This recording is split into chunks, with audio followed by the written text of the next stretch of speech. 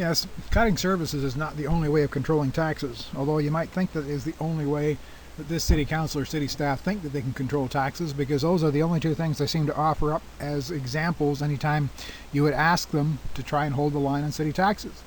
Quite often they'll refer to the only two things that they figure they can cut is going to impinge upon your public safety, and that would be fire or police.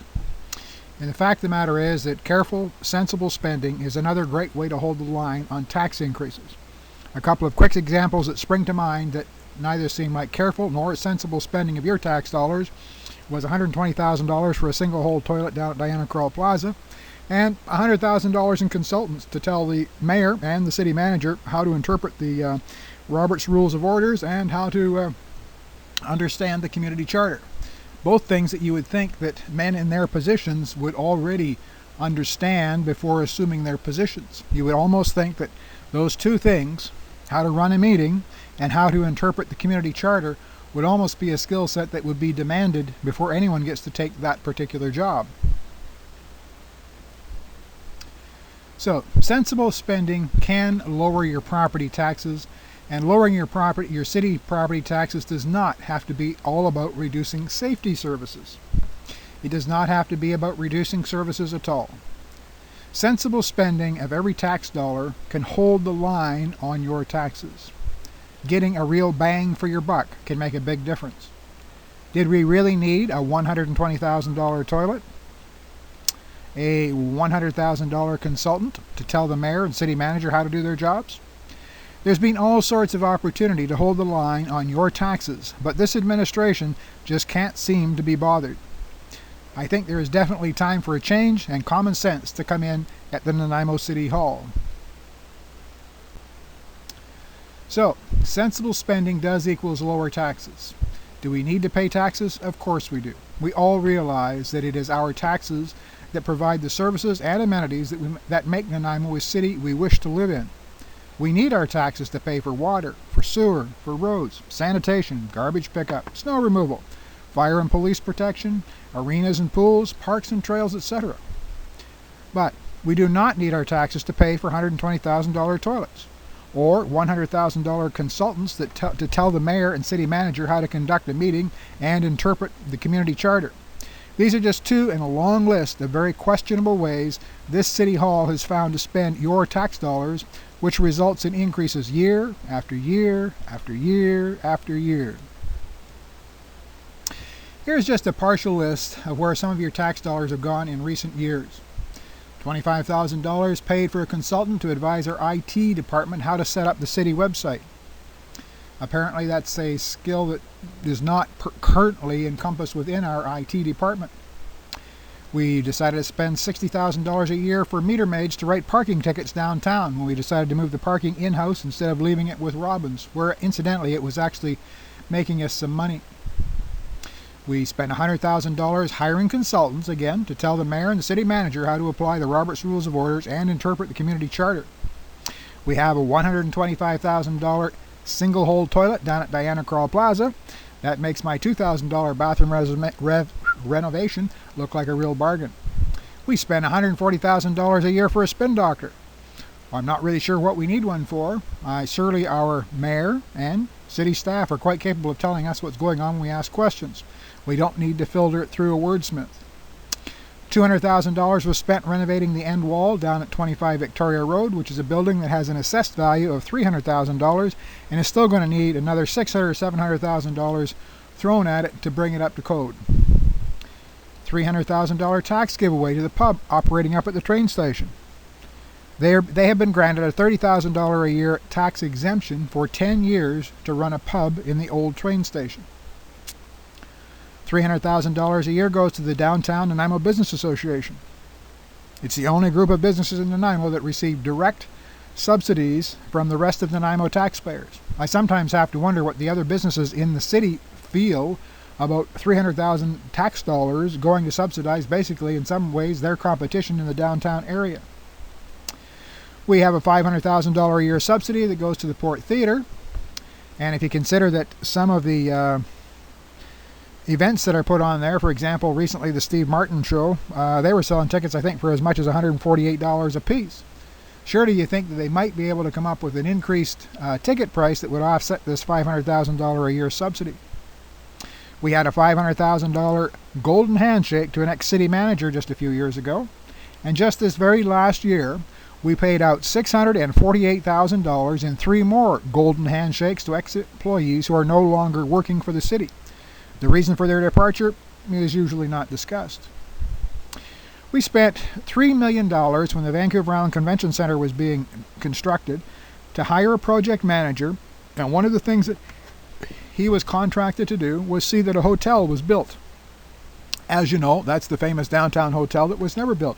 But just the same, we did pay that project manager $3 million, and apparently there was absolutely no way to recover that money when he didn't perform. We even went as far as to take him to court and spend another $50,000 trying to collect that $3 million.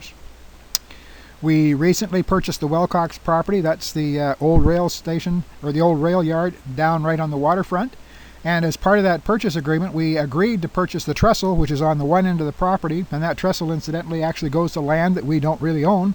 And we're on the hook now for $7 million to replace or upgrade that particular trestle.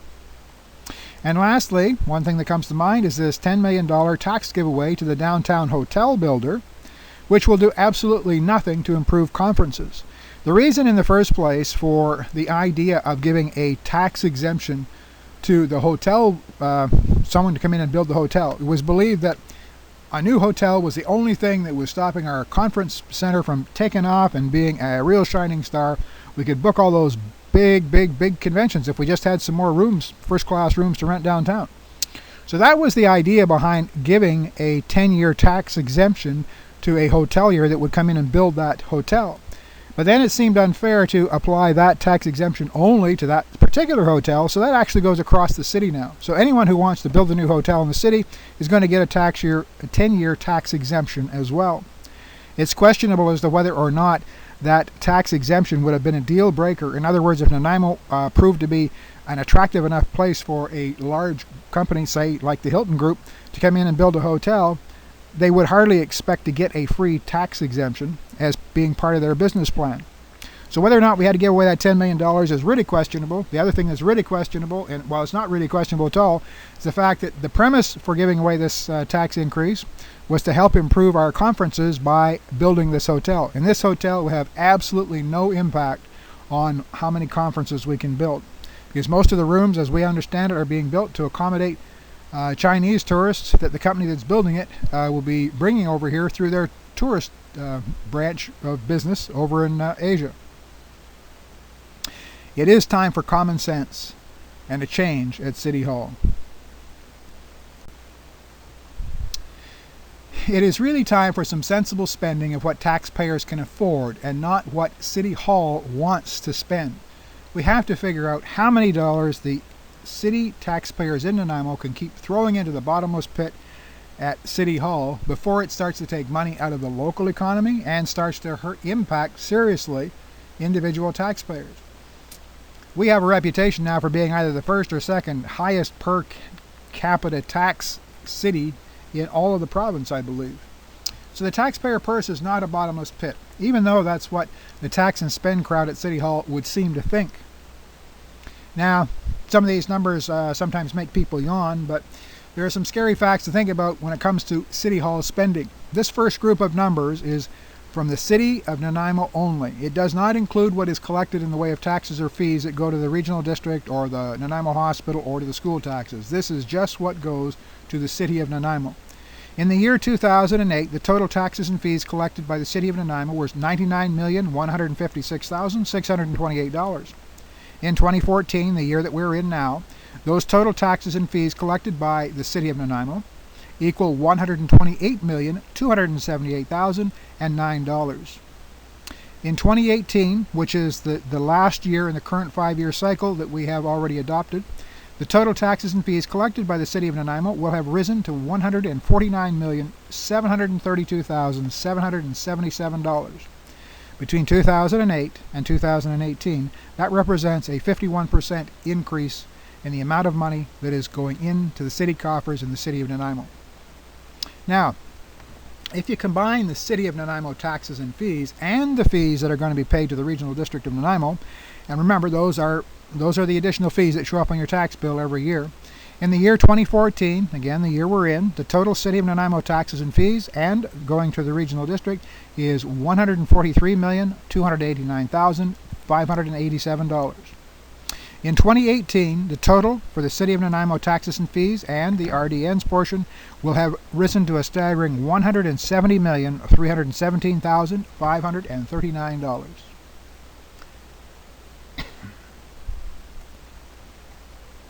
So how in the world are these increases considered to be affordable or sustainable? Now, for any of you number crunch, here are some other facts to consider.